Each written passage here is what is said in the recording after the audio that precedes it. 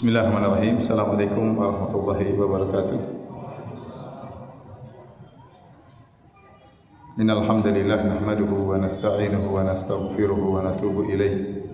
Wa na'udzu billahi min shururi anfusina wa min sayyiati a'malina. May yahdihillahu fala mudilla lahu wa may yudlil fala hadiya lahu. Wa asyhadu an la ilaha illallah wahdahu la syarika lahu wa asyhadu anna Muhammadan abduhu wa rasuluhu la nabiyya ba'dahu. Ya ayyuhalladzina amanu taqullaha haqqa tuqatih wa la tamutunna illa wa antum muslimun. Fa inna asdaqal hadithi kitabullah wa khairal huda huda Muhammadin sallallahu alaihi wasallam wa syarrul umuri muhdatsatuha wa kullu muhdatsatin bid'ah wa kullu bid'atin dhalalah wa kullu dhalalatin finnar. Ikhwani fillah wa akhwati fid din, azani Allah wa iyyakum. Para hadirin hadirat yang dirahmati oleh Allah Subhanahu wa taala, puji dan syukur senantiasa kita panjatkan kepada Rabbul Alamin, pencipta kita, pemberi rezeki kepada kita, yang mudahkan segala urusan kita, yang memberikan kita nikmat yang tiada henti-hentinya. Salawat dan salam tercurahkan selalu kepada junjungan kita Nabi Muhammad sallallahu alaihi wasallam dan juga kepada keluarganya serta seluruh sahabat beliau tanpa terkecuali. Insyaallah pada malam hari ini kita melanjutkan bedah buku fikih zikir pagi petang, dan kita akan mulai masuk dalam penjelasan singkat dari zikir-zikir pagi petang tersebut. Namun sebelumnya ada satu nasihat yang ingin saya ingatkan kepada diri saya pribadi dan juga kepada para hadirin hadirat.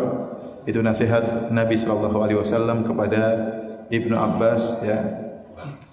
Tatkala Nabi memboncengnya di atas suatu tunggangan, tatkala Ibnu Abbas umurnya sekitar 10 tahun, ya, di mana Nabi mengatakan, "Ya gulam, inni u'allimuka kalimat, wahai anak muda, ya, atau wahai remaja, aku akan ajarkan kepada engkau beberapa kalimat. Di antara kalimat-kalimat tersebut, kata Nabi SAW, ta'arraf ilallahi firraha ya'rifka fi syiddah."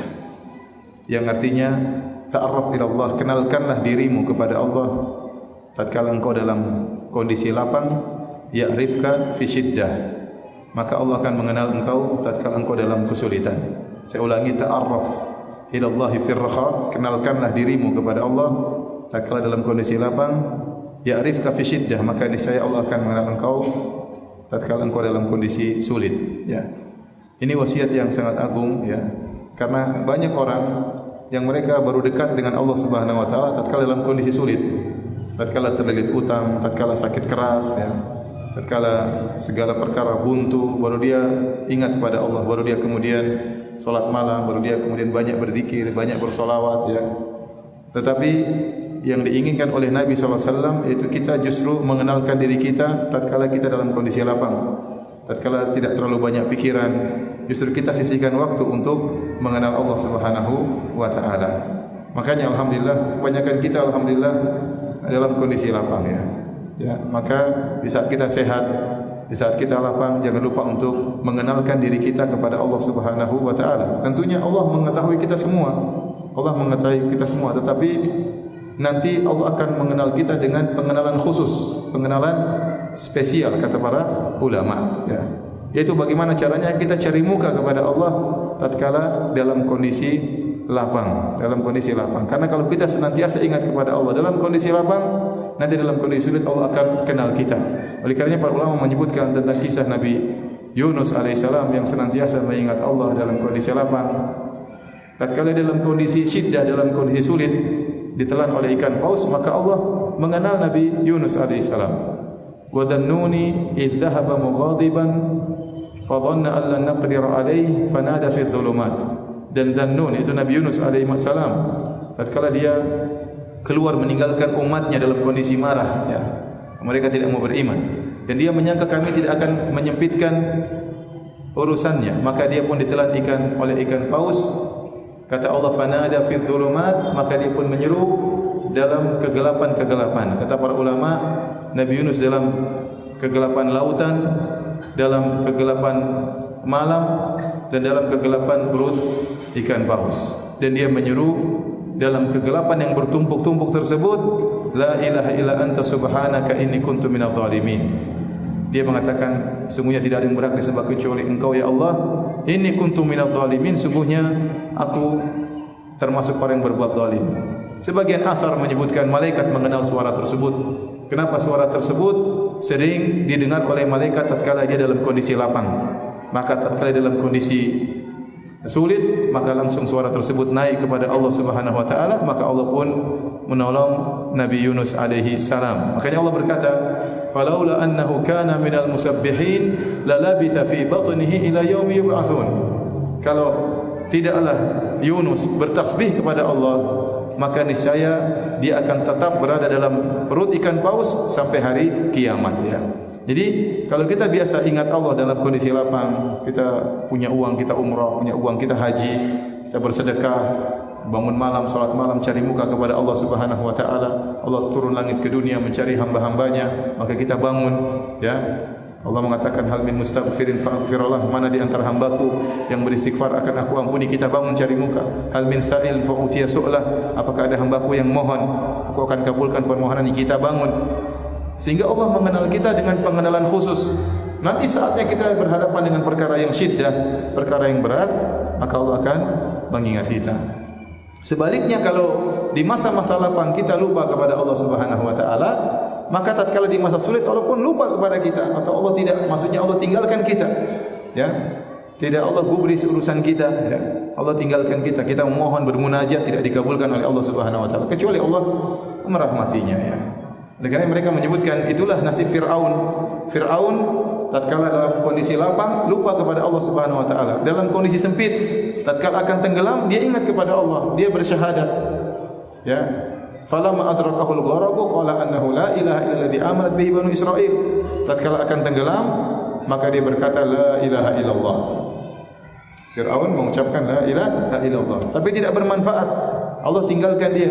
Al-ana wa qad asaita qablu wa kunta minal mufsidin. Sekarang baru sadar wahai Firaun, sebelumnya kau termasuk orang-orang berbuat kerusakan. Disebutkan dalam riwayat hadis dengan sanad yang hasan, dihasankan oleh Syekh Al-Albani rahimahullah, waktu Firaun mulai berkata la ilaha illallah, la ilaha illallah, akan meninggal dunia, maka Jibril segera mengambil pasir, masukkan pasir dalam mulutnya.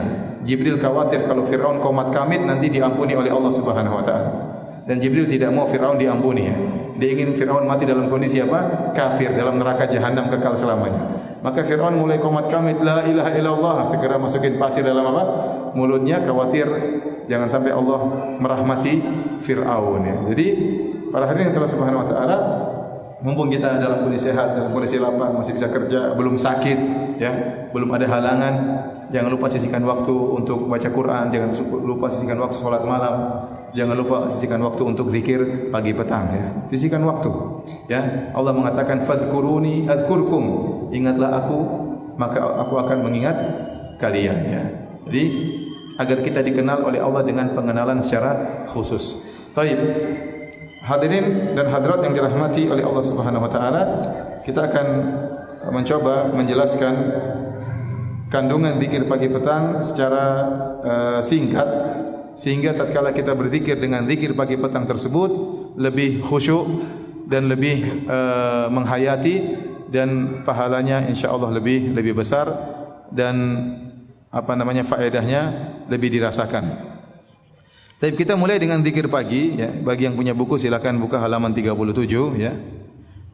Zikir pagi, asbahna ala fitratil Islam wa ala kalimatil ikhlas, yang artinya, ya, di waktu pagi kami berada di atas fitrah Islam, di atas kalimat ikhlas, wa ala dini nabiyina Muhammadin, di atas agama nabi kita Muhammad sallallahu alaihi wasallam, wa ala millati abina Ibrahim, dan di atas ajaran nenek moyang kita Ibrahim, hanifan muslima wa ma kana minal musyrikin, yang sungguhnya dia adalah seorang yang hanif, seorang muslim, dan dia bukanlah termasuk orang-orang yang musyrik.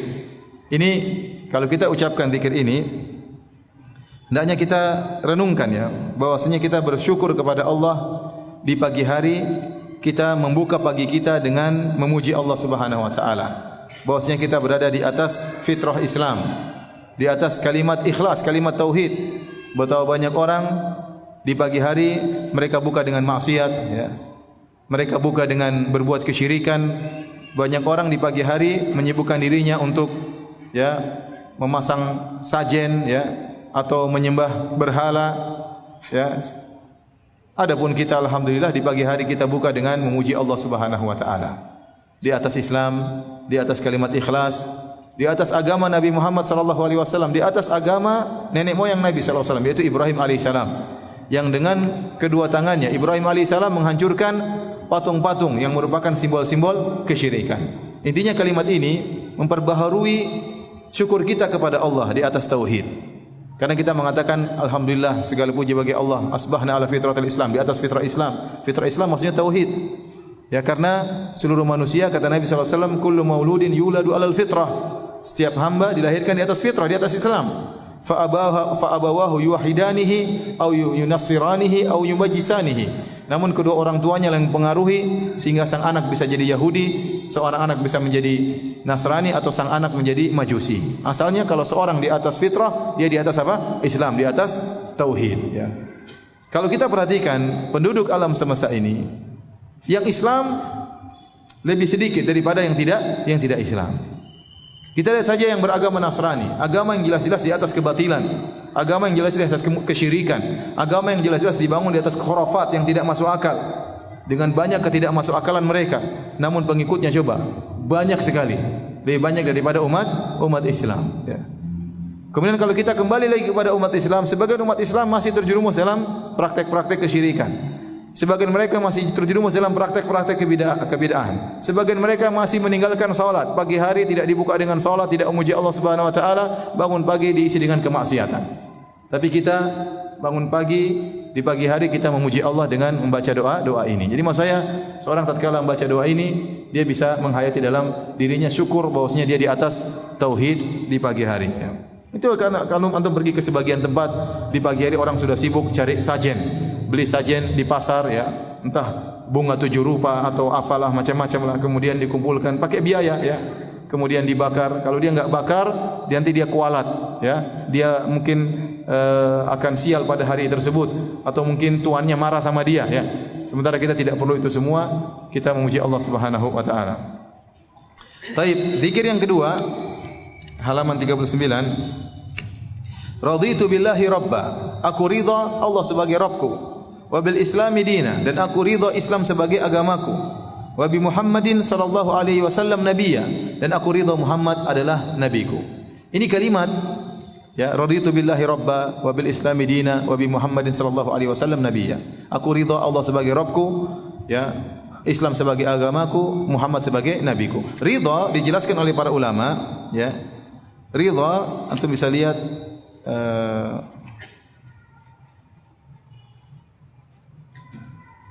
ridha maksudnya adalah,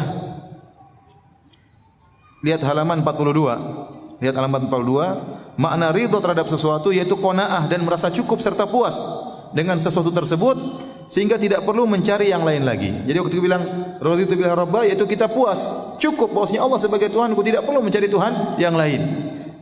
Itu maksudnya ridha.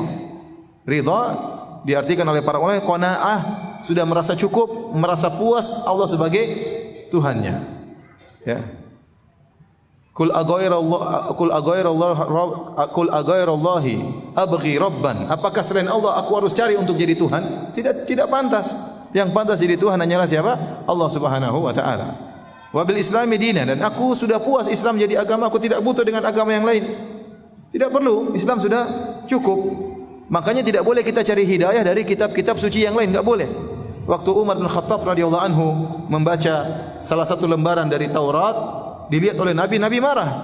Nabi marah kepada Umar. Amutahawwikuna anta ya ibn al-Khattab? Apakah kau ragu wahai Ibnu Khattab? Ya, sudah cukup Al-Qur'an. Tidak cukup Al-Qur'an, tidak boleh kita mencari hidayah dari kitab suci yang lain. Kecuali Al-Qur'an kurang. Kalau Al-Qur'an kurang baru silakan cari yang lain. Sementara agama Islam sudah apa? Sempurna. Al-yauma akmaltu lakum dinakum. Telah aku sempurnakan bagi kalian agama kalian. Mau apa saja sudah diajarkan, segala kebutuhan dalam kehidupan kita, baik perkara agama, perkara dunia, semuanya sudah dijelaskan dalam Islam. Ya, maka tidak butuh dengan agama yang lain. Agama mana yang mengajarkan zikir pagi petang? Agama mana yang mengajarkan adab makan, adab minum, adab berhubungan dengan istri, adab bertetangga? Ya, ya, tidak boleh berbisik-bisik tatkala dua orang, ada orang ketiga tidak diajak ngomong. Agama mana yang mengajarkan demikian? Antum baca buku-buku adab, agama mana yang detail seperti Islam? Tidak ada. Maka Islam sudah sangat sempurna. Kita tidak butuh dengan agama yang lain. Adapun membaca Taurat dan Injil dalam rangka untuk membandingkan dalam rangka untuk mengkritik, maka ini tidak jadi masalah. Tapi membaca kitab suci yang lain dalam rangka mencari hidayah, mencari petunjuk, maka hukumnya haram. Nabi melarang. Karena kita sudah ridha Islam menjadi agama kita, tidak butuh dengan agama yang lain. Wa bi Muhammadin nabiyya, dan kita juga ridha bahwasanya Muhammadlah nabi kita, tidak butuh dengan nabi yang lain. Seandainya para nabi hidup, yang lain hidup, mereka akan menjadi pengikut Nabi Muhammad sallallahu alaihi wasallam. Ngapain kita cari nabi yang lain? Apa kata Nabi sallallahu alaihi wasallam waktu melihat Umar baca Taurat? Nabi marah dan Nabi berkata, "Lau kana Musa hayyan ma wasi'ahu illa tibai." Seandainya Musa masih hidup, tidak boleh bagi dia kecuali jadi pengikutku. Kecuali menjadi pengikutku, maka tidak butuh dengan nabi yang lain. Oleh karena para hadirin Allah Subhanahu wa taala, Nabi Isa alaihissalam tatkala di akhir zaman, tatkala turun, dia tidak berhukum dengan hukum Injil, tapi dia berhukum dengan hukum Islam. Bahkan dia turun waktu bertemu dengan Imam Mahdi mempersilakan dia menjadi imam, dia mundur, dia mempersilakan Imam Mahdi menjadi imam. Dia bermakmum kepada salah seorang dari umat Muhammad sallallahu alaihi wasallam. Maka semua nabi kalau masih hidup pasti akan menjadi pengikut Nabi sallallahu alaihi wasallam. Maka buat apa kita mencari nabi yang lain? Karena Nabi Muhammad adalah penyempurna dan diutus untuk seluruh umat manusia. Jadi Rasulullah SAW berkata, "Dzaqat ta'mal iman." Akan merasakan manisnya iman. Siapa yang merasakan manisnya iman? Man radhiya billahi rabba. Barang siapa yang ridha Allah sebagai Tuhannya, puas, tidak perlu mencari Tuhan yang lain. Wa bil islami dina, dan dia puas Islam sebagai agamanya. Wa bi Muhammadin rasulah, dan puas Nabi sebagai rasulnya. Dia tidak perlu kepada nabi yang lain. Apa keutamaan kita baca zikir ini? Lihat halaman 40. Ya, barang siapa yang mengucapkan zikir ini di pagi dan petang, kata Nabi sallallahu alaihi wasallam, illa haqqan 'ala Allahi an yurdiyahu yaumal qiyamah. Maka wajib bagi Allah untuk membuat dia puas pada hari kiamat kelak. Al jaza' min jinsil amal, balasan sesuai dengan amalan. Tatkala dia puas Allah sebagai Tuhannya, tatkala dia qanaah, tidak perlu mencari yang lain, Islam sebagai agamanya, tatkala dia ridha bahwasanya Nabi Muhammad sebagai nabinya, maka dia puas, maka Allah akan buat dia puas pada hari kiamat kelak, yaitu dengan memberi ganjaran yang besar baginya. Ya. Ini kalimat ini semua orang bisa ucapkan, tapi beda bagi orang yang mengucapkannya dengan penghayatan dan bagi orang hanya mengucapkannya. Semuanya dapat pahala, tapi pahala berbeda-beda. Ya. Kalau Ibnu Taimiyah berkata bisa jadi dua orang solat di saf yang pertama bergandengan, berdampingan. Ya, solatnya sama, waktunya sama, berdampingan, tetapi pahala antara mereka berdua antara langit dan bumi. Maka kita katakan demikian juga masalah zikir. Zikir orang yang hanya sekedar berzikir dengan orang yang menghayati, pahalanya berbeda di sisi Allah Subhanahu wa taala. Dan Allah mengetahui isi hati kita. Allah mengetahui isi hati kita.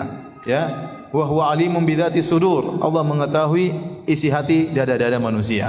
Ya'lamu kha'inatal a'yun wa ma tukhfis sudur. Allah mengetahui pengkhianatan lirikan mata dan Allah mengetahui apa yang disembunyikan oleh dada manusia. Jadi Allah tahu tatkala kita berzikir sambil menghayati atau tidak, Allah tahu. Maka pahalanya pasti berbeda. Baik, kita lanjutkan zikir yang berikutnya.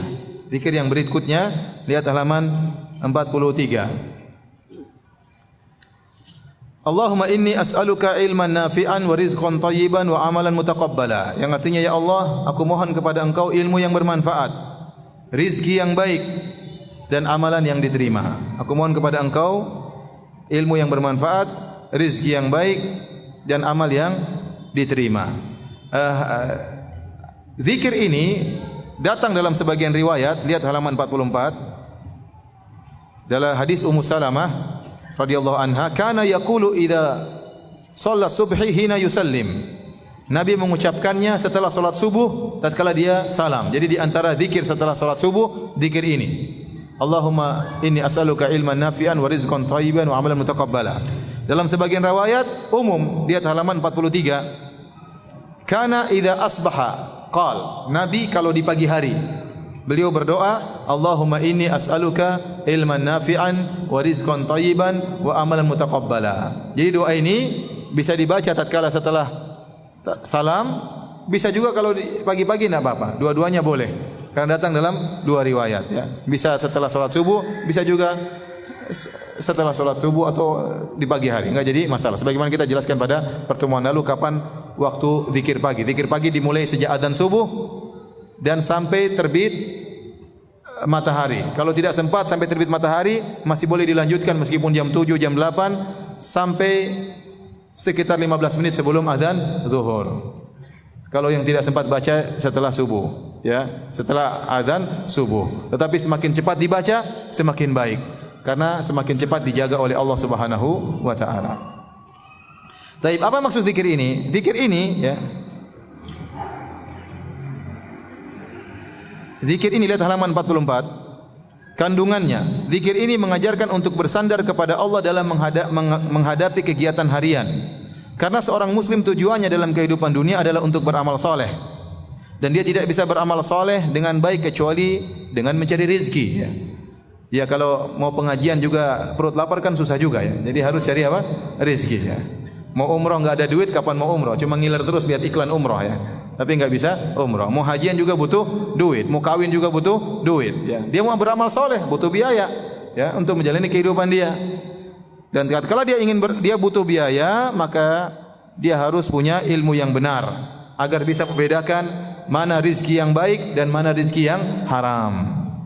Makanya doa tersebut dibuka dengan ilmu dulu.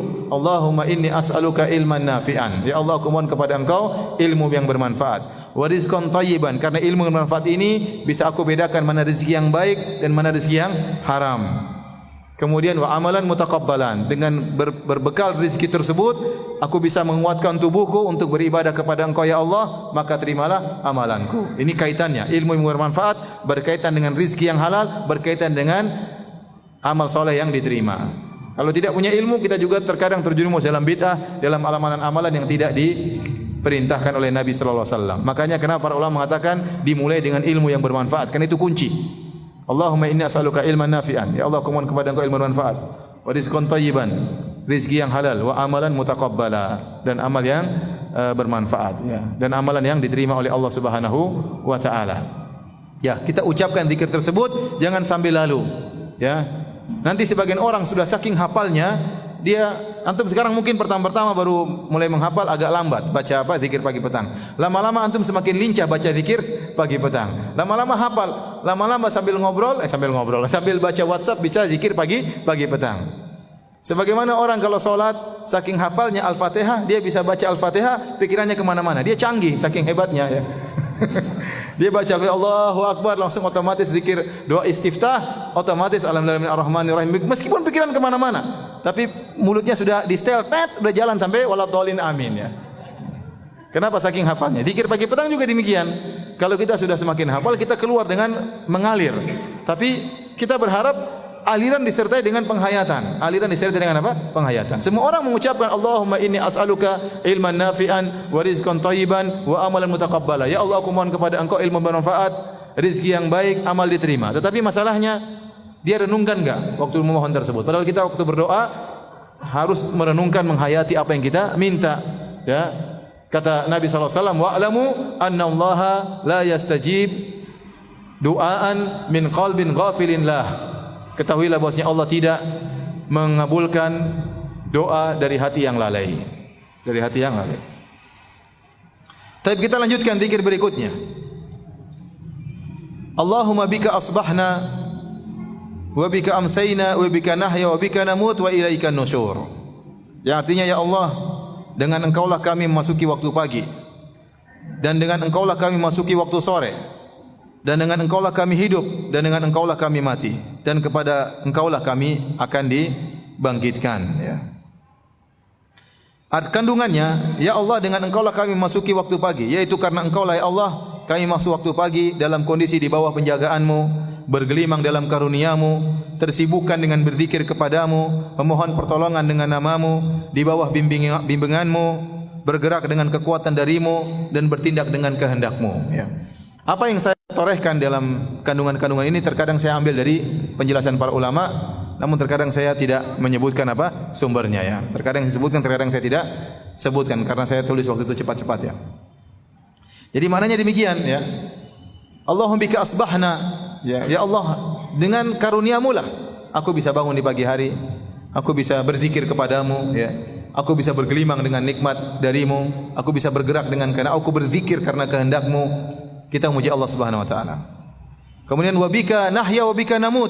Dengan Engkaulah kami hidup dan dengan Engkaulah kami mati. Sebenarnya Allah mengatakan kami baru terbangun dari tidur, ya, bisa terjaga dari tidur. Tadinya kami tidur, engkau bangunkan kami, ya. Ini semua karena Allah Subhanahu wa taala. Kami hidup pun dari Allah Subhanahu wa taala. Wa ilaikan nusyur, dan kepada engkaulah kami dibangkitkan. Yaitu kami hanya kepadamu, bukan kepada selainmu kami kembali. Ya, karena mendahulukan wa ilaikan nusyur itu mendahulukan khabar daripada mubtada, ya. Mendahulukan khabar daripada mubtada karena susunan kalimat dalam bahasa Arab dimulai dengan mubtada dan khabar. Tatkala khabar didahulukan sebelum mubtada, maka ini memberikan faedah pengkhususan. Jadi artinya hanya kepada engkaulah kami akan kembali. Kami tidak akan kembali ke mana-mana ya Allah. Hanya kepada engkaulah kami kembali. Maka bersiap-siap untuk kembali kepada Allah Subhanahu wa taala. Mengenai mubtada khabar harus belajar bahasa Arab, ya. Kalau tidak tahu ya salah sendiri, ya. Baik, kita lanjutkan. Jadi zikir pagi petang itu isinya apa? Pujian dan doa, pujian dan doa. Karena Tuhan kita Rabb Allah Subhanahu wa taala suka dipuji dan suka dimintai. Ya. Makanya Nabi sallallahu alaihi wasallam muji Allah dengan pujian-pujian. Makanya Nabi sallallahu alaihi wasallam tatkala di padang mahsyar, tatkala semua nabi tidak bisa memberi syafaat. Semua nabi menolak. Nabi Adam menolak untuk beri syafaat, Nabi Nuh menolak untuk beri syafaat, Nabi Ibrahim menolak untuk beri syafaat, Nabi Musa menolak untuk beri syafaat, Nabi Isa menolak untuk beri syafaat. Padahal semua nabi-nabi hebat. Semuanya nabi-nabi hebat. Akhirnya kata Nabi, ana laha, saya akan beri syafaat, saya akan beri syafaat. Maka Nabi sallallahu alaihi wasallam sujud di bawah arsy Allah Subhanahu wa taala. Kata Nabi, maka dibukakan bagiku pujian-pujian kepada Allah. La uhsinu hal'an. Saya tidak bisa memuji Allah dengan pujian tersebut sekarang karena belum diajar oleh Allah Subhanahu wa taala. Nanti di bawah arsy Nabi memuji Allah dengan pujian-pujian yang Nabi tidak pernah memuji Allah sebelumnya dengan pujian-pujian tersebut. Allah membuka sebagian keindahannya lagi yang sebelumnya tidak diketahui oleh Nabi sallallahu alaihi wasallam karena sifat-sifat Allah tidak ada yang mengetahui secara sempurna, ya. Tatkala di padang mahsyar Allah bukakan sebagian keindahan-keindahannya lagi kepada Nabi yang Nabi tidak tahu sebelumnya, maka Nabi memuji dengan pujian-pujian tersebut. Dan Allah adalah Tuhan yang suka dipuji oleh hamba-hambanya, Tuhan yang suka disujudi oleh hamba-hambanya, Tuhan yang suka dimintai oleh hamba-hambanya. Maka isi zikir pagi petang rata-rata itu pujian dan doa, pujian dan doa. Zikir berikutnya sama, isinya pujian dan doa. Asbahna wa asbahal mulku lillah. Kami memasuki waktu pagi dan kerajaan adalah milik Allah Subhanahu wa taala. Walhamdulillah, segala puji bagi Allah. La ilaha illallah wahdahu la syarikalah. Lahul mulku wa lahul hamdu wa huwa ala kulli syai'in qadir. Tidak ada sembahan yang berhak disembah kecuali Allah semata. Tidak ada syarikat baginya. Baginya lah milik kerajaan. Hanya miliklah segala pujian dan Dia berkuasa atas segala sesuatu. Rabbi as'aluka khaira ma fi hadzal yaum. Ya Rabbku, aku mohon kepada Engkau kebaikan yang Kau takdirkan, yang Kau tetapkan pada hari ini. Wa khairu ma ba'dahu, dan kebaikan setelah hari ini. Wa a'udzubika min syarri ma fi hadzal yaum, dan aku berlindung kepada Engkau dari keburukan yang Kau tetapkan pada hari ini. Wa syarri ma ba'dahu, dan keburukan setelahnya. Rabbi a'udzubika minal kasal. Ya Allah, Kau berlindung kepada Engkau dari kemalasan. Wa su'il kibar, dari keburukan hari tua. Rabbi a'udzubika min adzabin finnar. Ya Allah, aku berlindung kepada Engkau dari azab di neraka jahanam, wa adzabin fil qabr, dan azab kuburan, ya. Ini pujian dan doa. Kandungannya, ya. Zikir ini isinya doa tapi dibuka dengan pujian. Dan kita tahu di antara adab berdoa adalah memuji Allah, bersolawat, baru kemudian minta kepada Allah Subhanahu wa taala, ya. Sama seperti Al-Fatihah. Al-Fatihah isinya doa. Alhamdulillahirabbil alamin, pujian. Ar-Rahmanir Rahim, pujian. Maliki yaumiddin, pujian. Iyyaka na'budu wa iyyaka nasta'in, kita bertawasul dengan ketauhidan kita. Ihdinas siratal mustaqim. Baru kita minta, ya Allah, tunjukkanlah kami jalan yang lurus, ya. Sama salat mayit juga demikian. Rakaat pertama, takbir pertama Al-Fatihah, pujian kepada Allah. Takbir kedua salawat kepada Nabi. Takbir ketiga baru minta kepada Allah Subhanahu wa taala. Jadi doa yang terbaik, yang terindah adalah doa yang dibuka dengan pujian-pujian, ya. Dan Nabi mengajarkan kepada kita memuji Allah dalam doa ini, dalam zikir ini. Asbahna wa asbahal mulku lillah. Kami telah tiba di pagi hari. Banyak orang yang tidak bisa bangun di pagi hari, ya. Tazawwad minat taqwa fa innaka la tadri idza janna al-lailu hal ta'ishu ila al-fajri. Berbekalah engkau dengan ketakwaan, sungguhnya kau tidak tahu jika telah tiba malam hari apakah kau bisa sampai di pagi hari, ya. Kita ternyata alhamdulillah Allah masih memberikan kita kesempatan untuk menemui pagi hari. dengan izin Allah Subhanahu wa taala. Wa asbahal mulku lillah, dan segala kerajaan alam semesta ini hanyalah milik Allah Subhanahu wa taala. Kemudian kita berdoa, intinya kita bersyukur. Rabbi as'aluka khaira ma fi hadzal yaum. Ya Allah, aku mohon kepada Engkau kebaikan hari ini, yaitu kebaikan yang Engkau kehendaki terjadi pada hari ini, yang Engkau tetapkan bagi orang-orang yang saleh, bagi hamba-Mu yang terbaik, kebaikan yang terlihat maupun yang tidak terlihat. Kita minta kepada Allah Subhanahu wa taala. Wa a'udzubika min syarri ma fi hadzal yaum. Aku berlindung kepada Engkau dari keburukan yang Kau tetapkan pada hari ini, baik keburukan yang tampak maupun yang tidak tampak. Kemudian Rabbi a'udzubika minal kasal. Ya Allah, aku berlindung kepada Engkau dari kemalasan. Lihat halaman 51. Penjelasannya di bawah, halaman 51. Ya Rabb, aku berlindung kepada Engkau dari kemalasan. Kemalasan berbeda dengan ketidakmampuan. Orang yang malas pada hakikatnya ia mampu dan ia memiliki kekuatan, hanya saja jiwanya enggan untuk melaksanakannya. Ini malas nih paling bikin malas ya. Malasan itu bikin malas ya. Malas baca Quran malas. Mau dakwah malas. Saya kadang mau ngetik juga malas ya. Kadang mau ceramah malas, kadang mau ke Astra juga malas. Kita harus lawan ya, harus lawan. Kita mampu, cuma malas. Kadang kemalasan itu datang ya. Kalau malas sekali-sekali tidak apa-apa, wajar. Tapi kalau terus-terusan, itulah yang kita berlindung dari seperti itu. Allah, Rabbi a'udzubika minal kasal. Ya Allah, Kau berlindung dari kemalasan. Kita mampu tapi malas. Ini yang jadi masalah. Kata Nabi, ihris ala ma yanfa'uk wasta'in billah. Semangatlah pada yang bermanfaat bagimu dan minta tolong kepada Allah. Harus semangat. Dalam mencari kebaikan akhirat semangat, dalam mencari kebaikan dunia juga semangat. Kalau kerja ya serius semangat ya. Kalau beribadah juga serius semangat ya. Jadi kita berlindung dari kemalasan. Karena penyakit orang biasanya apa? Malas. Kemudian wasu'il kibar. Ya Allah, aku berlindung kepada Engkau dari keburukan di hari tua. Itu maksudnya apa? Segala perkara-perkara buruk yang muncul di hari tua, seperti pikun, cepat emosi, sifat yang kekanak-kanakan dan lain-lain. Ini terkadang dialami oleh orang yang sudah tua ya. Bawaannya suudzon ya, bawaannya emosian ya.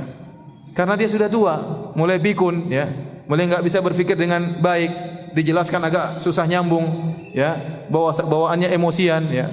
Semua orang disalah-salahkan. Jangan sampai kita demikian. Berarti dia sudah pikun orang seperti ini. Kita berlindung kepada Allah kalau kita sudah tua, malah semakin dihormati, semakin bijak, bukan semakin kekanak-kanakan. Karena kita tidak memungkiri ada orang semakin tua semakin kekanak-kanakan, ada. Dia telah terkena penyakit ya. Tapi kita ingin orang semakin tua semakin bijak, semakin sabar, semakin bisa memahami karena dia sudah semakin banyak makan garam. Seharusnya demikian. Maka dengan doa ini Allah bisa melindungi kita dari kekurangan-kekurangan yang dirasakan oleh orang-orang yang sudah tua. Seperti tadi pikun, cepat emosi, kanak-kanakan dan yang lainnya. Ya. Wa adzabin finnar wa adzabin fil qabr. Aku berlindung dari adab neraka dan adab kuburan. Taib. Paham? Paham atau tidak? Kita lanjutkan doa berikutnya, halaman 50. Zikir berikutnya. Subhanallah. 10 menit lagi qomat ya. Azan ya. Allahumma anta rabbi, la ilaha illa anta, khalaqtani wa ana abduk. Yang artinya ya Allah, sungguhnya Engkau adalah Rabbku. La ilaha illa anta, tidak ada sembahan yang berhak disembah kecuali Engkau. Khalaqtani wa ana abduk, Engkau telah menciptakan aku dan aku adalah hamba-Mu. Wa ana ala ahdika wa wa'dika ma sata'tu. Dan aku akan setia pada perjanjianku denganmu semampumu. A'udzubika min syarri ma sana'tu, aku berlindung dari keburukan yang telah aku lakukan. Wa abu'u laka bi ni'matika alayya, aku mengakui nikmat yang Kau berikan kepadaku. Wa abu'u bi dzambi, dan aku mengakui dosa-dosaku. Faghfirli, ampunilah aku, fa innahu la yaghfiru dzunuba illa ant. Karena tidak ada yang bisa mengampuni dosa-dosaku kecuali Engkau. Doa ini disebut dengan sayyidul istighfar. Sayyidul istighfar. Dan sayyid ya diambil dari siyadah atau kepemimpinan. Jadi kenapa dikatakan dengan sayyidul istighfar? Karena istighfar yang datang dari Nabi berbagai macam model-modelnya. Ada sayyidul istighfar, ada astaghfirullahalazim, ada rabbighfirli wa tubu alayya, ya, ada Allahumma ghfirli wa atubu, ya, Allahumma ghfirli wa atubu ilaih misalnya. Beberapa sigo atau konteks istighfar. Dan istighfar yang terbaik adalah ini. Makanya disebut dengan sayyidul istighfar, dia mengungguli cara istighfar yang lain. Kenapa dia dikatakan sayyidul istighfar, mengungguli sigoh-sigoh atau konteks-konteks lafal-lafal istighfar yang lain? Karena dia menggabungkan antara pengakuan keagungan Allah Subhanahu wa taala dan kerendahan seorang hamba. Jadi hamba dalam doa tersebut mengakui keagungan Allah, dia seorang hamba, dia ciptaan Allah Subhanahu wa taala, dia mengakui nikmat Allah Subhanahu wa taala, kemudian dia mengakui kekurangannya, kerendahan dia. Bahwasanya dia adalah ciptaan Allah, dia rendah, dia hina. Dan dia melakukan dosa yang tidak bisa dia tinggalkan, dan dia mengakui tidak ada yang bisa mengampuni dia kecuali Allah Subhanahu wa taala. Jadi menggabungkan antara keagungan Allah dan kehinaan hamba. Maka jadilah dia disebut dengan apa? Sayyidul istighfar. Lafal istighfar yang terbaik. Taib. Adapun keutamaannya, ya. Barang siapa yang baca zikir ini di siang hari dalam kondisi yakin, lalu meninggal sebelum sore hari, maka dia masuk surga. Subhanallah. Barang siapa yang mengucapkan zikir ini dengan penuh keyakinan dan dia meninggal sebelum waktu masa, sebelum waktu sore, maka dia masuk surga. Maka seorang tatkala membaca zikir ini, syaratnya ada dengan yakin. Dan tidak mungkin kita bisa menjalankan syarat itu kecuali kita menghayati. Kecuali kita menghayati apa yang kita baca. Ini semakin menguatkan bahwasanya penghayatan terhadap zikir yang kita ucapkan itu sangat penting.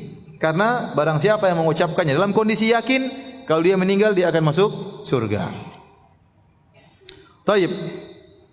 Kita bacakan sebagian kandungan dari zikir ini. Aku akan setia pada perjanjianku, wa ana ala ahdika wa wa'dika ma sata'tu. Yang artinya Allah, aku akan setia pada perjanjianku denganmu semampuku.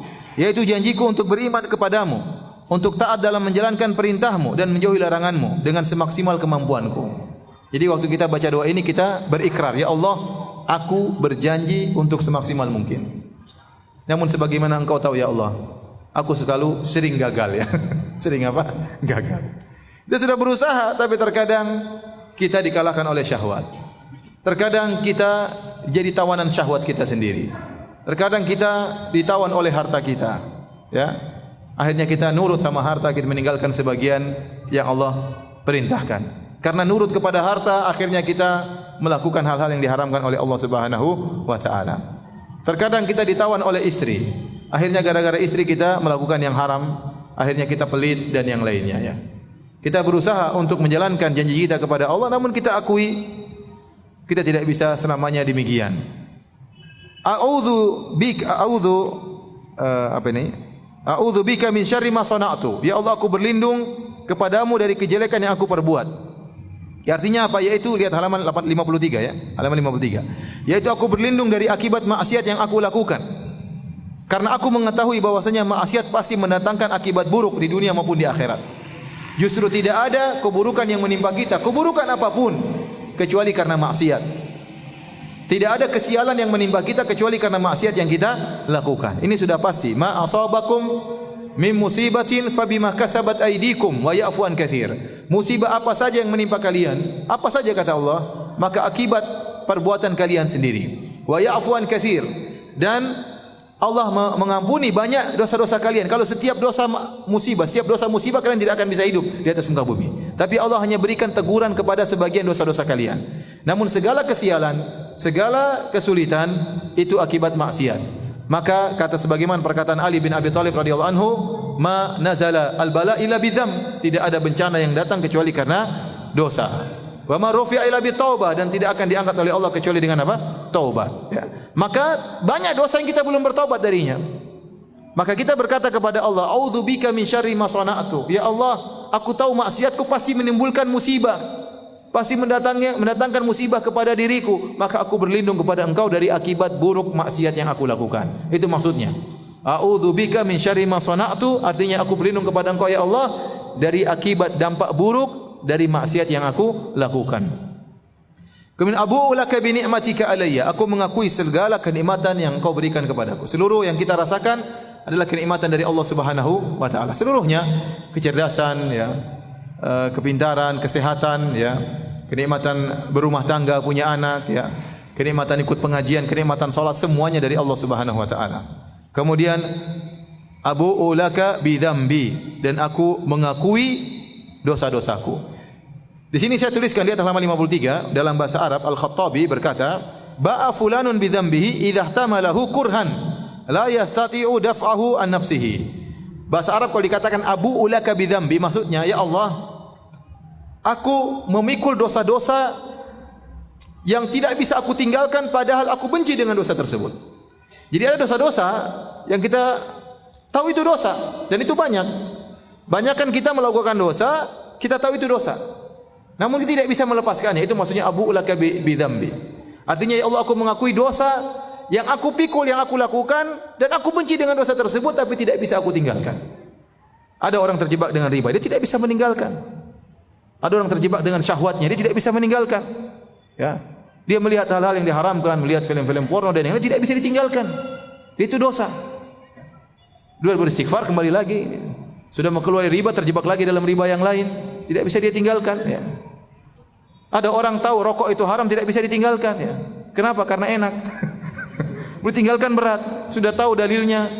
Ya. Sampai ada orang bilang saya, Ustaz, si fulan suami saya, ya suami saya itu saya bilang apa ya?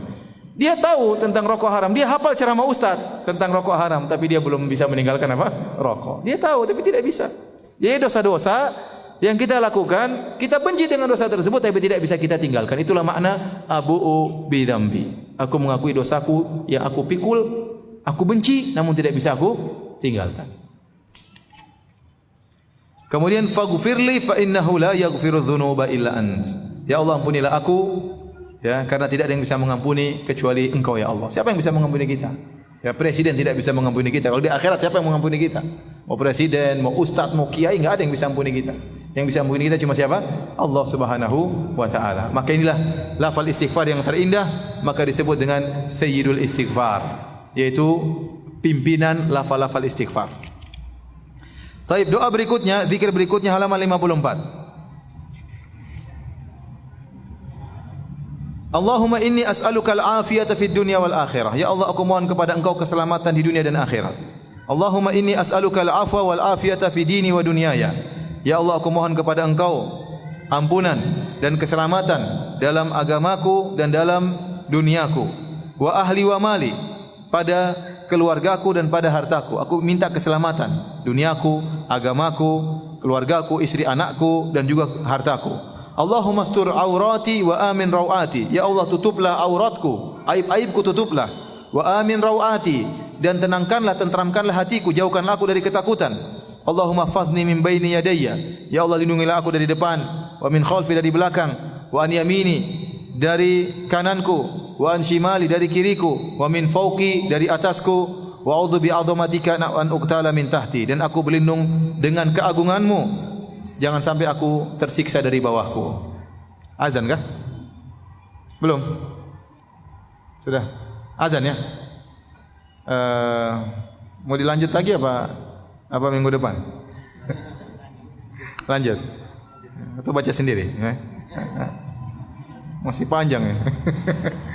Baik, sampai di sini aja dulu, nanti kita lihat. Habis salat kita lanjutkan lagi insyaallah ya, sedikit ya. Assalamualaikum warahmatullahi wabarakatuh. Bismillahirrahmanirrahim. Assalamualaikum warahmatullahi wabarakatuh. Alhamdulillahi ala ihsanihi wa syukru lahu ala taufiqihi wa amtinani, wa asyhadu an la ilaha illallah wahdahu la syarika lahu ta'ziman li sya'ni, wa asyhadu anna Muhammadan abduhu wa rasuluhu da'ila ridwani. Allahumma salli alaihi wa ala alihi wa ashabihi wa ikhwani. Hadirin dan hadirat yang dirahmati Allah Subhanahu wa taala, insyaallah kita cukupkan ya materi yang kita sampaikan. Kita buka tanya jawab ya. Minggu depan antara kita lanjutkan atau kita mulai lagi Sahih Al-Bukhari. Nanti kita lihat takdirnya bagaimana nanti ya. Ya. Allah alam bisawab ya. Karena masih panjang, lanjutnya juga enggak cukup. Waktunya masih, zikirnya masih panjang. Taib, ada beberapa pertanyaan yang masuk ya. Di antaranya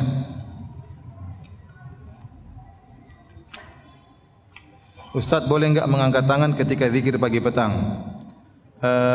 Tidak diriwayatkan Nabi SAW mengangkat tangan tatkala zikir pagi petang. Meskipun kita tahu dalam zikir-zikir pagi petang itu dua model, berisi pujian dan juga doa. Namun untuk zikir pagi petang Nabi SAW tidak diriwayatkan beliau angkat tangan. Demikian juga tidak diriwayatkan dari para sahabat mereka berzikir pagi petang dengan mengangkat tangan. Oleh karenanya meskipun datang dalam lafal-lafal doa, sebagiannya dalam lafal-lafal doa tapi tidak mengangkat tangan. Sebagaimana Nabi SAW kalau doa masuk WC juga isinya doa, Allahumma inni a'udzubika minal khubuthi wal khaba'ith. Ya Allah, aku berlindung kepada Engkau dari jin, setan perempuan, setan laki-laki. Namun Nabi tidak mengangkat tangan. Demikian juga tatkala keluar WC, Rasulullah SAW mengatakan ghufranak, artinya ya Allah ampuni aku, dan itu permohonan doa. Dan tidak diriwayatkan Nabi juga angkat tangan ya. Sama, Nabi kalau keluar rumah juga tidak diriwayatkan beliau angkat tangan. Padahal di antara zikir keluar rumah adalah doa. Ya, bismillahirrahmanirrahim tawakkaltu 'ala Allah la haula wala quwwata illa billah. Kemudian Allahumma inni a'udzubika an adil au udall au azil au uzal au azlim au uzlam au ajhal au yujhalu alayya. Yang artinya Allah, aku berlindung kepada Engkau jangan sampai aku menyesatkan, dan jangan sampai aku tersesatkan, ya. Jangan sampai aku mendolimi, jangan sampai aku didolimi, dan seterusnya. Jadi isinya permohonan, namun tidak diriwayatkan Nabi mengangkat tangan. Meskipun hukum asalnya kalau kita memohon kepada Allah, hukum asalnya angkat tangan, karena di antara adab doa adalah mengangkat tangan. Tapi pada zikir-zikir yang Nabi tidak angkat tangan, maka kita tidak usah angkat tangan. Kemudian perlu saya ingatkan juga, zikir pagi petang yang kita baca tidak harus berurutan seperti yang saya tuliskan. Dibaca mana saja enggak jadi masalah, tanpa harus berurutan, yang penting dibaca. Kalau tidak sempat baca semuanya, ya baca sebagiannya. Dan boleh juga dicicil, mungkin sekarang sebelum maghrib baca sebagian, kemudian qadarullah ada tamu harus ngobrol dan macam-macamnya. Kalau tamu udah pergi pada maghrib bisa dilanjutkan yang belum dibaca, ya. Karena waktu zikir petang sampai isya, ya, sampai isya.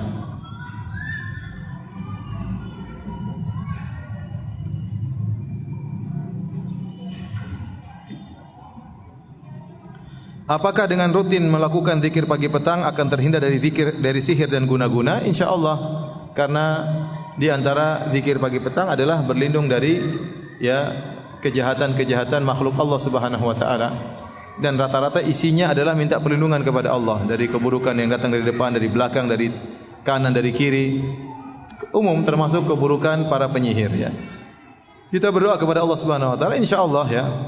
Allah hindarkan kita dari gangguan-gangguan tersebut. Kalaupun qadarullah kita sudah berzikir ternyata terkena gangguan sihir, maka pasti ada hikmahnya. Tapi insyaallah enggak, karena kita selalu meminta tiap pagi dan petang agar dilindungi oleh Allah Subhanahu wa taala.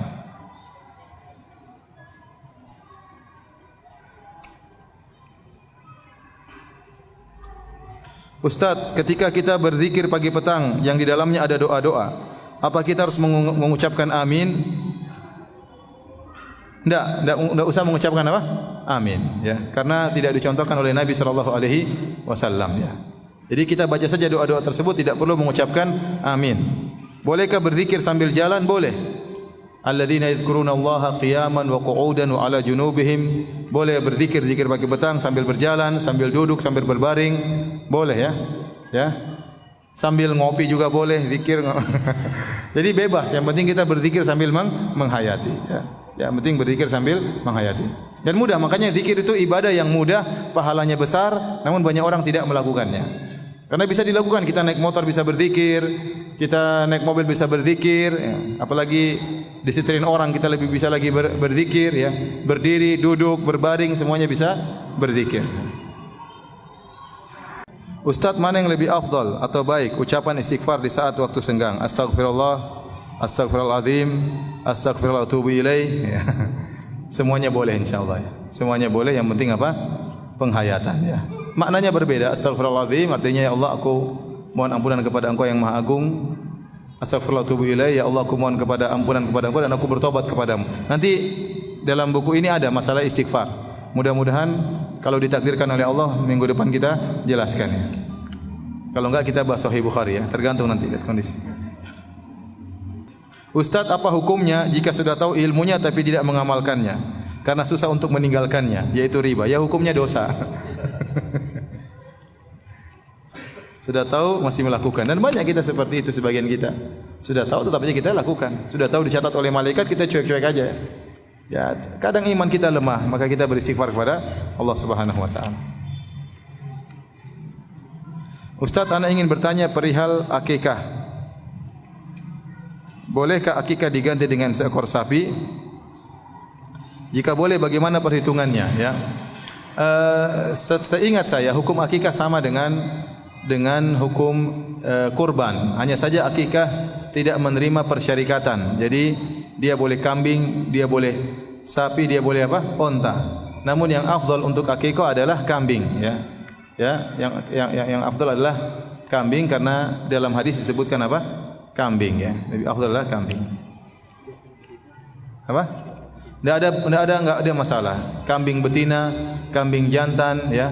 Kambing bencong, yang penting kambing. Yang penting kambing, enggak ada masalah. Yang penting kambing.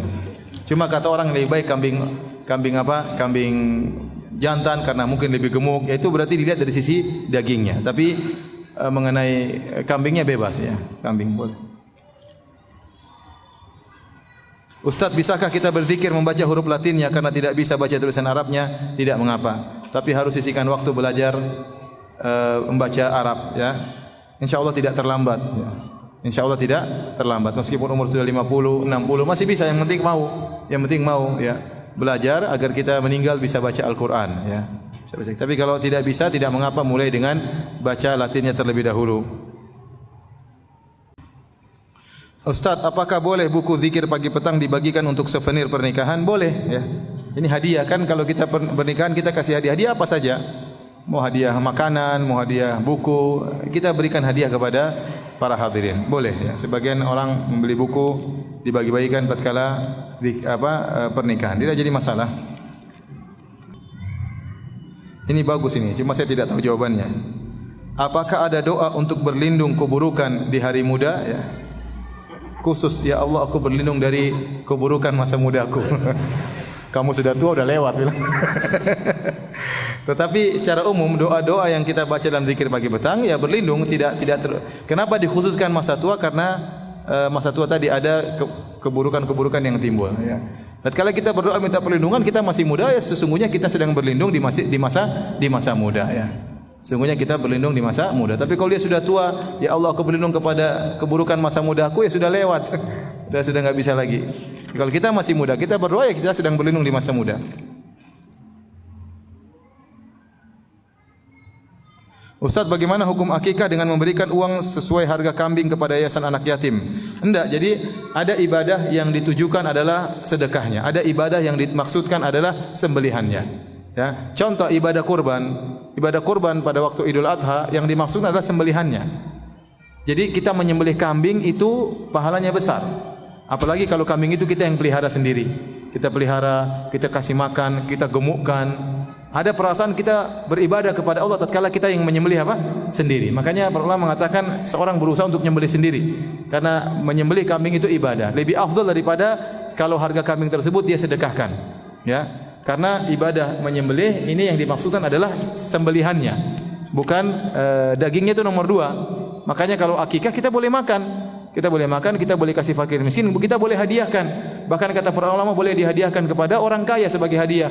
Bahkan boleh dihadiahkan kepada orang kafir sebagai hadiah. Jadi sebagian untuk hewan kurban bisa kita makan, sebagiannya kita hadiahkan, sebagiannya kita berikan kepada fakir miskin. Jadi ibadah akikah dimaksudkan adalah nyembelihnya. Maka jangan diberikan uangnya kepada fakir miskin, tapi kita sembelih. Nah, dagingnya boleh kita berikan kepada fakir miskin karena maksud dari ibadah akikah adalah sembelihannya.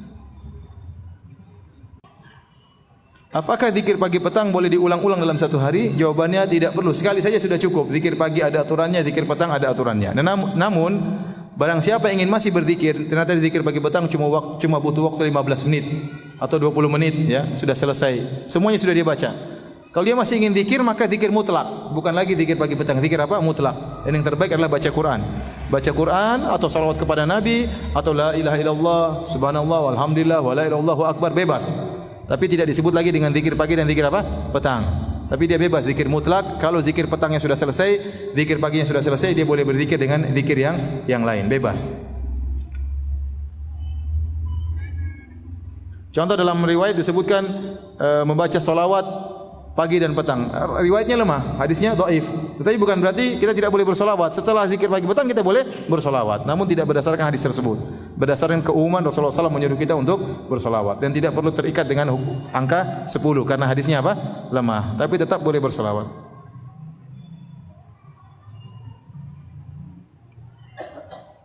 Apakah setelah membaca Al-Fatihah dalam solat diisyaratkan berdoa dengan melafalkan ayat-ayat yang sesuai dengan problematika?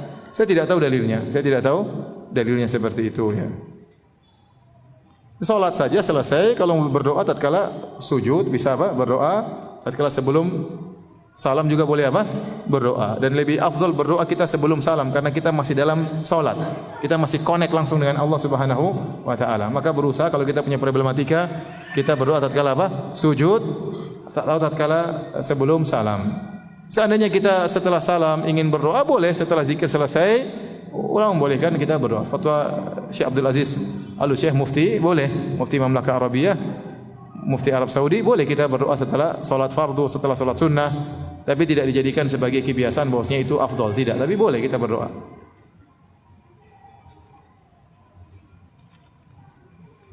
Orang yang terkena jin, orang yang terkena gangguan jin, garis miring disukai oleh jin. Jadi jin naksir sama dia ya. Ini jangan sampai dia juga naksir ya. Dan kenyataan kalau ada jin naksir sama dia, kemudian dia naksir sama jin tersebut, susah untuk jinnya pergi. Ini kenyataan karena memang jin bisa menampakkan wajah tampan atau bisa menampakkan wajah yang sangat cantik. Sehingga yang tergoda tersebut suka kepada jin tersebut. Dan ini saya bukan omong kosong, kenyataan ada seperti gitu. Ada wanita digoda oleh jin, susah dikeluarin. Susah dikeluarin, keluar masuk lagi, keluar masuk. Kenapa? Rupanya dia juga suka sama jin tersebut ya. Kenapa? Karena jinnya jin bule. Dan dia ngomong ya, jin bule ya. Karena dia tertarik dengan jin tersebut karena jin tersebut menampakkan jin bule. Padahal mungkin jinnya orang Jawa, mungkin bisa jadi. Jin bisa menampakkan ya. Jadi yang jadi masalah kalau seorang wanita juga suka sama jin, itu lebih susah untuk apa? Dikeluarkan. Maka jangan dia ikuti hawa nafsunya mengikuti jin tersebut. Mana yang lebih baik, merutinkan zikir pagi petang saja atau minta ruqyah ke ustaz? Dua-duanya kerjain, zikir pagi petang dirutinkan dan juga diruqyah ya, juga apa? Diruqyah. Tapi demikian saja kajian kita, ikhwan dan akhwat yang dirahmati Allah Subhanahu wa taala. Kurang lebihnya saya mohon maaf. Kita tutup kafaratul majlis. Subhanakallah bihamdik asyhadu an la ilaha illa anta astaghfiruka wa atubu ilaik. Assalamualaikum warahmatullahi wabarakatuh.